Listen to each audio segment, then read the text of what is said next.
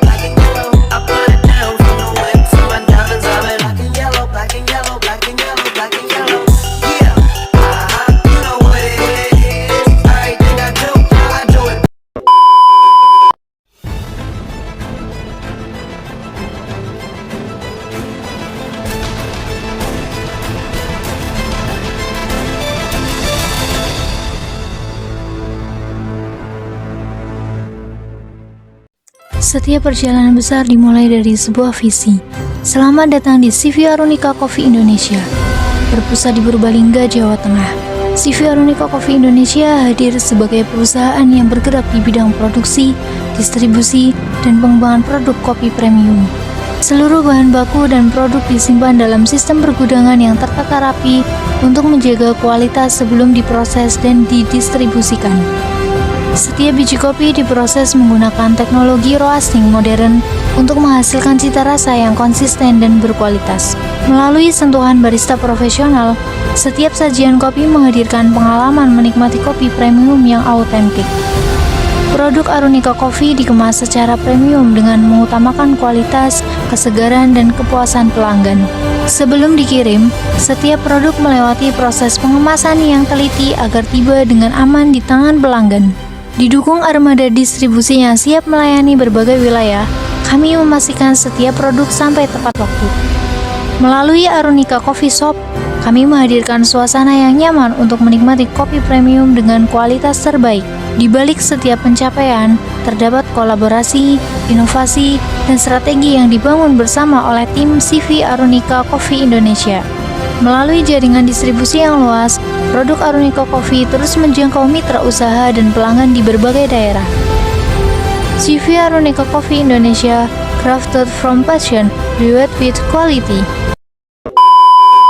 Halo semuanya, pada video kali ini kami akan membahas proyek akuntansi keuangan lanjutan dengan studi kasus CV Arunika Coffee Indonesia. Dalam dunia bisnis, perusahaan tidak hanya menghadapi transaksi sederhana seperti pembelian dan penjualan. Seiring berkembangnya usaha, perusahaan juga akan menghadapi berbagai transaksi yang membutuhkan perlakuan akuntansi khusus seperti pembentukan persekutuan, pembagian laba rugi, likuidasi usaha, transaksi valuta asing, penjualan angsuran, konsinyasi, hingga hubungan antara kantor pusat dan cabang. CV Arunika Coffee Indonesia merupakan perusahaan yang bergerak di bidang produksi dan distribusi kopi premium serta penyedia berbagai peralatan kopi. Perusahaan ini didirikan pada tanggal 1 Januari 2026 oleh 5 orang sekutu, yaitu Danis, Indri, Izum, Rido, dan Chandra. Kantor pusat perusahaan berada di Purbalingga, Jawa Tengah dengan dukungan cabang dan jaringan pemasaran untuk memperluas distribusi produk. Produk yang ditawarkan meliputi kopi premium, peralatan kopi, serta layanan konsultasi dan pelatihan usaha kopi. Melalui studi kasus ini, kami akan menunjukkan bagaimana berbagai materi akuntansi keuangan lanjutan diterapkan dalam kegiatan perusahaan secara terintegrasi. Pembagian laba dilakukan menggunakan metode rasio modal awal. Dengan metode ini, sekutu yang memiliki kontribusi modal lebih besar memperoleh bagian yang lebih besar juga. Danis memperoleh 15 juta, Indri 12,5 juta, Isum 10 juta, Rido 7,5 juta, dan Sanda 5 juta. Pada tahun berikutnya, perusahaan menggunakan metode yang berbeda. Laba tahun 2027 sebesar 60 juta dibagikan menggunakan metode tunjangan gaji sekutu dan sisa laba dibagi rata. Danis memperoleh tunjangan gaji sebesar 10 juta dan Indri memperoleh 8 juta karena berperan aktif dalam pengelolaan persekutuan. Setelah itu, sisa laba dibagikan secara merata penghargaan kepada sekutu yang aktif bekerja, sekaligus tetap menjaga keadilan bagi seluruh pemilik perusahaan. Pada akhir tahun 2027 diasumsikan perusahaan menghentikan kegiatan usahanya dan melakukan likuidasi. Nilai buku aset perusahaan tercatat sebesar 310 juta. Namun setelah seluruh aset dijual, perusahaan hanya memperoleh kas sebesar 300 juta. Artinya perusahaan mengalami rugi likuidasi sebesar 10 juta. Kerugian tersebut kemudian dibebankan kepada seluruh sekutu sesuai dengan rasio modal awal masing-masing. Setelah rugi dialokasikan, saldo para sekutu berkurang dan kemudian diberikan sesuai hak masing-masing. Kasus ini menunjukkan bagaimana proses penyelesaian hak dan kewajiban dilakukan ketika sebuah persekutuan dibubarkan. Selain itu, perusahaan juga melakukan transaksi impor mesin roasting kopi dari Amerika Serikat. Nilai pembelian mesin adalah 10.000 USD dengan kurs saat transaksi sebesar 15.000 per dolar Amerika. Berdasarkan kurs tersebut, nilai mesin yang tercatat dalam pembukuan adalah 150 juta. Namun pada akhir periode terjadi kenaikan kurs menjadi 15.500 per dolar. Akibat perubahan kurs tersebut, nilai utang perusahaan meningkat menjadi 155 juta sehingga muncul rugi selisih kurs sebesar 5 juta. Peristiwa ini menunjukkan bahwa perubahan nilai tukar mata uang asing dapat mempengaruhi nilai kewajiban perusahaan dan harus dicatat dalam laporan keuangan.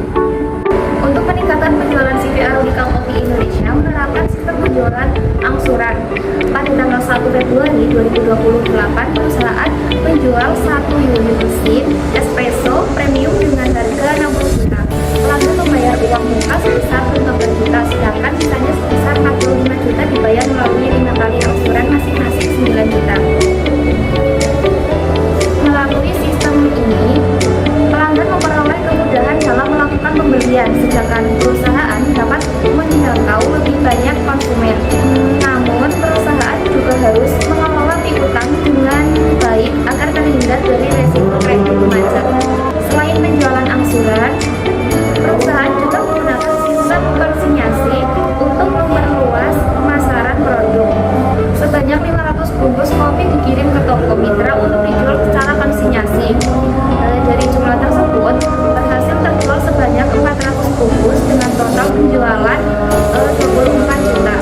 Setelah dikurangi harga pokok, penjualan dan komisi sebesar 10% untuk pihak toko, perusahaan memperoleh laba konsinyasi sebesar 5,6 juta. Sistem konsinyasi memberikan keuntungan berupa perluasan tanpa harus membuka toko sendiri, meskipun perusahaan tetap menanggung resiko atas barang yang belum terjual. Untuk memperluas jangkauan distribusi produk, CV Arunika Coffee Indonesia membuka cabang di Yogyakarta. Pada tanggal 1 Agustus 2028, kantor pusat mengirimkan persediaan kopi kepada cabang dengan nilai sebesar 50 juta rupiah. Selama bulan Agustus 2028, cabang berhasil mencatat penjualan tunai sebesar 75 juta. Dalam menjalankan operasionalnya, cabang mengeluarkan biaya berupa gaji karyawan, sewa bangunan, serta biaya listrik dan air dengan total sebesar 12 juta rupiah.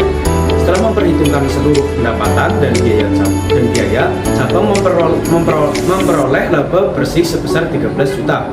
Selain itu, cabang juga mengirimkan sebagian kas kepada kantor pusat sebagai bentuk kontribusi terhadap arus kas perusahaan secara keseluruhan. Hubungan antara kantor pusat dan cabang memerlukan pencatatan yang baik agar seluruh aktivitas perusahaan dapat dipantau secara efektif. Berdasarkan studi kasus yang telah dibahas, dapat disimpulkan bahwa setiap transaksi dalam akuntansi keuangan lanjutan memiliki karakteristik dan perlakuan akuntansi yang berbeda, mulai dari pendirian persekutuan, pembagian laba rugi, likuidasi, transaksi valuta asing, penjualan angsuransi, konsinyasi, hingga hubungan kantor pusat dan cabang.